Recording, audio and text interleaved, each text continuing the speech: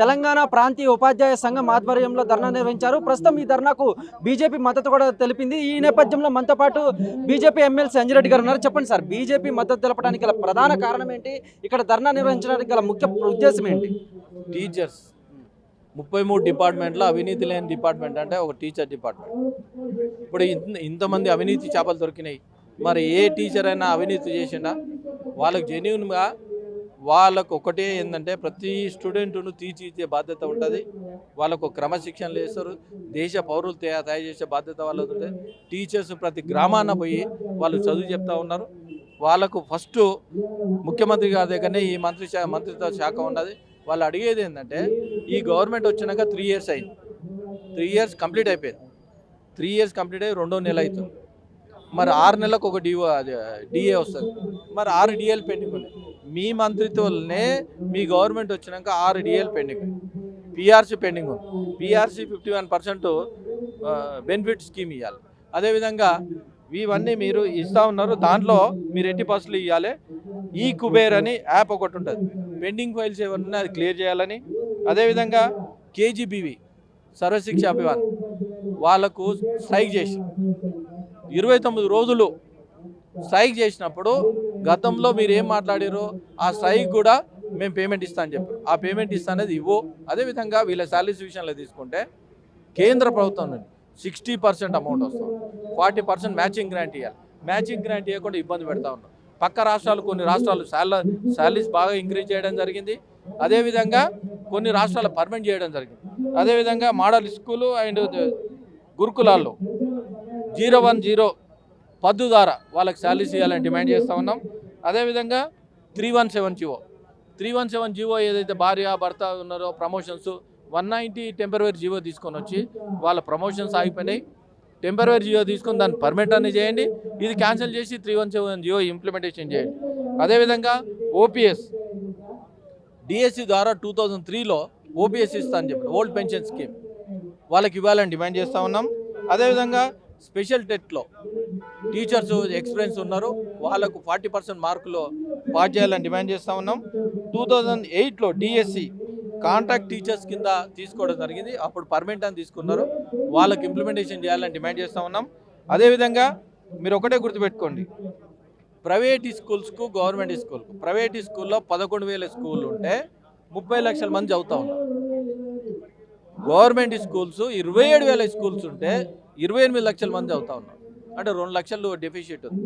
నేను ఒకటే డిమాండ్ చేస్తూ ఉన్నా, వీళ్ళందరూ టెట్ ద్వారా బీఈడి ద్వారా క్వాలిఫై అయిన డిఎస్సి ద్వారా క్వాలిఫై అయిన టీచర్స్ ఉన్నారు. అదే ప్రైవేట్ స్కూల్లో టెట్ ద్వారా డిఈడి ద్వారా క్వాలిఫై అయిన టీచర్స్ ఉన్నారు. ఒక్కసారి వెరిఫై చేయండి. లేని స్కూల్స్ మూసేయండి.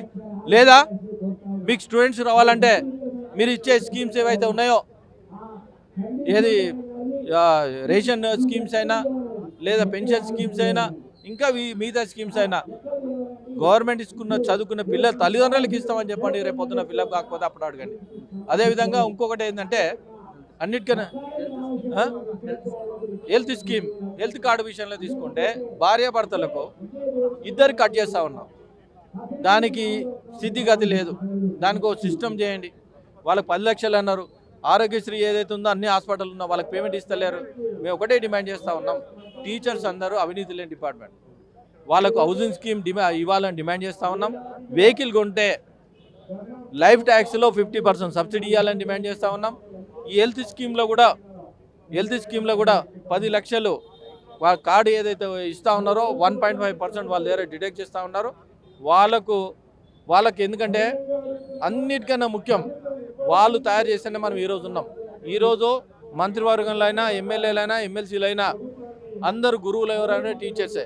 ఈ టీచర్స్ తీర్చిదిద్దిన వాళ్ళు ఎప్పుడు ఏం అడగరు. వాళ్ళు అడిగిన దానికి ఒక హ్యూమనిటీ బేసిస్తోని ముఖ్యమంత్రిగా కోరేది ఏంటంటే, మీరు మంత్రి అయ్యి ముఖ్యమంత్రి అయ్యి మిగతా రాష్ట్రాల్లో 15% పెడితే కేవలం 8% పెట్టి చేతులు దులుపుకున్నాం.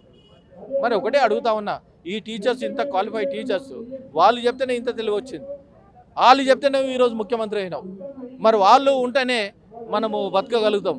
వాళ్ళను 80% ఇవన్నీ ఈ డిమాండ్స్ ఏవైతే ఉన్నాయో బేషరతుగా ఇవన్నీ డిమాండ్ తీర్చాలని భారతీయ జనతా పార్టీ తరఫున డిమాండ్ చేస్తారు. అంటే విద్యార్థుల సమస్యలపై మీరు కొట్లాడకండి, మీ సమస్యలపై కొట్లాడకండి, విద్యార్థుల సమస్యలపైన కొట్లాడండి, విద్యాశాఖను అందుకే నా దగ్గర ఉంచుకున్నా అని చెప్తున్నాను.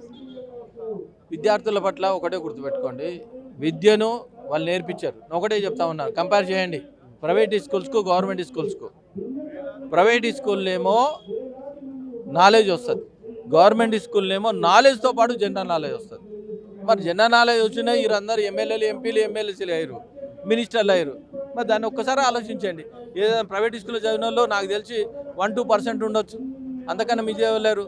అందరు గవర్నమెంట్ స్కూల్, ఎందుకంటే దక్కా మొక్కది ఎవరిని ఎట్లా మాట్లాడాలి ఏం మాట్లాడాలి అందరు మాట్లాడి ఈరోజు ఈ స్థితికి వచ్చినామంటే టీచర్స్ పుణ్యమే. వాళ్ళని ఎట్టి పరిస్థితుల్లో దేవుని తర్వాత దేవుడు అంటే టీచర్స్, వాళ్ళ సమస్యలు తీర్చాలని భారతీయ జనతా పార్టీ తరఫున. విద్యార్థుల తరపున అంటే ఇంజనీరింగ్ విద్యార్థులకు అప్లికేషన్లు ఫిలప్ చేయడం కూడా రాదు, వాళ్ళకు వేస్ట్ అంటూ సంబోధించారు కదా, ఎట్లా చూడొచ్చు? విద్యార్థులు ఇంజనీర్ విషయంలో ఈరోజు ప్రాజెక్ట్ లెవెల్ కడతా ఉన్నారు, బ్రిడ్జి లెవెల్ కడతా ఉన్నారు, రోడ్లు ఎవరు వేస్తూ ఉన్నారు. ఈరోజు నువ్వు తిరిగే కారు ఎవరు చేశారు? సత్యనాథేళ్ళ ఎవరు? మీ సిఇఓలు ఎవరు? ఈరోజు రాకెట్ పంపించిన వాళ్ళు ఎవరు? సిఆర్ కోట నువ్వు రాకెట్ పంపించిన వాళ్ళు ఎవరు? ఇంతమంది ఉన్నాక వాళ్ళందరూ ఇంజనీర్స్ గారా?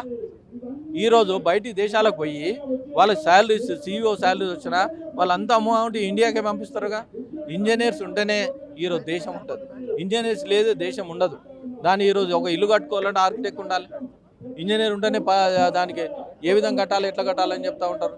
ఇంజనీర్స్ లేనిది ఏం లేదు. ఆయన పొరపాటున నోరు జారింది అంతేగాని ఆయనకి తెలుసు. మరి ఆ కారు ఒకటే ముఖ్యమంత్రి గారు అడుగుతా ఉన్నా, మరి ఇంజనీర్స్ లేకపోతే ఆ కారు పక్కకు పెట్టేసి ఎడ్ల బండి మీద రమ్మని చెప్పు, ఎడ్ల బండి మీద రమ్మను.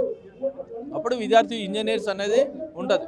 అన్ని రంగాలు 5 ఏళ్ళు ఉంటాయి, అన్ని ఏళ్ళు పనిచేస్తూ ఉంటాయి. ఒక చేతికి 5 ఏళ్ళు ఉంటే 5 ఏళ్ళు పనిచేస్తాయి వివిధ రంగాల్లో. ఎందుకంటే సైంటిస్టులు కావచ్చు, అదేవిధంగా చార్టెడ్ అకౌంట్ కావచ్చు, అదేవిధంగా పండితులు కావచ్చు, అన్ని రంగాలు ఒక విద్యా వ్యవస్థ నుంచి అన్ని రంగాల పోవడానికి. వీళ్ళు ఆల్ ఇన్ వన్ డాక్టర్స్ లేక అన్నీ నేర్పిస్తూ ఉంటారు. వాళ్ళ గురువులకు 80% మనం చేయాలని భారతీయ జనతా పార్టీ డిమాండ్ చేస్తారు.